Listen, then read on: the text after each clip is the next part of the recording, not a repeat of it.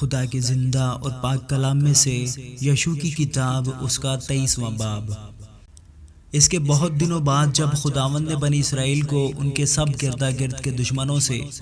آرام دیا اور یشوع بڈھا اور عمر رسیدہ ہوا، تو یشوع نے سب اسرائیلیوں اور ان کے بزرگوں اور سرداروں اور قاضیوں اور منصبداروں کو بلا کر ان سے کہا کہ میں بڈھا اور عمر رسیدہ ہوں،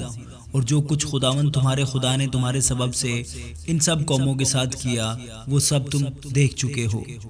کیونکہ خداوند تمہارے خدا نے آپ تمہارے لیے جنگ کی۔ دیکھو، میں نے کرا ڈال کر ان باقی قوموں کو تم میں تقسیم کیا کہ یہ ان سب قوموں سمیت جن کو میں نے کاٹ ڈالا یردن سے لے کر مغرب کی طرف بڑے سمندر تک تمہارے قبیلوں کی میراث ٹھہرے، اور خداوند تمہارا خدا ہی ان کو تمہارے سامنے سے نکالے گا اور تمہاری نظر سے ان کو دور کر دے گا، اور تم ان کے ملک پر قابض ہوگے جیسا خداوند تمہارے خدا نے تم سے کہا ہے۔ سو تم خوب ہمت باندھ کر جو کچھ موسیٰ کی شریعت کی کتاب میں لکھا ہے اس پر چلنا اور عمل کرنا، تاکہ تم اس سے دہنے یا بائیں ہاتھ کو نہ مڑو، اور ان قوموں میں جو تمہارے درمیان ہنوز باقی ہے نہ جاؤ، اور نہ ان کے دیوتاؤں کے نام کا ذکر کرو، اور نہ ان کی قسم کھلاؤ، اور نہ ان کی پرستش کرو، اور نہ ان کو سجدہ کرو، بلکہ خداوند اپنے خدا سے لپٹے رہو جیسا تم نے آج تک کیا ہے، کیونکہ خداوند نے بڑی بڑی اور زور آور قوموں کو تمہارے سامنے سے دفع کیا، بلکہ تمہارا یہ حال رہا کہ آج تک کوئی آدمی تمہارے سامنے ٹھہر نہ سکا۔ تمہارا ایک ایک مرد ایک ایک ہزار کو رگیدے گا، کیونکہ خداوند تمہارا خدا ہی تمہارے لیے لڑتا ہے جیسا اس نے تم سے کہا۔ پس تم خوب چوکسی کرو کہ خداوند اپنے خدا سے محبت رکھو، ورنہ اگر تم کسی طرح پرگشتہ ہو کر ان قوموں کے بقیہ سے یعنی ان سے جو تمہارے درمیان باقی ہے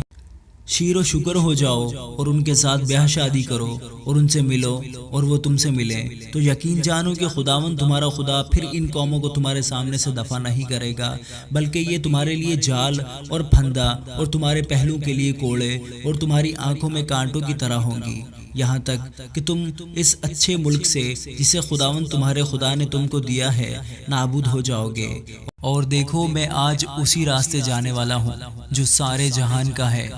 اور تم خوب جانتے ہو کہ ان سب اچھی باتوں میں سے جو خداوند تمہارے خدا نے تمہارے حق میں کہیں ایک بھی بات نہ چھوٹی، سب تمہارے حق میں پوری ہوئی اور ایک بھی ان میں سے رہ نہ گئی۔ سو ایسا ہوگا کہ جس طرح وہ سب بھلائیاں جن کا خداوند تمہارے خدا نے تم سے ذکر کیا تھا تمہارے آگے آئیں،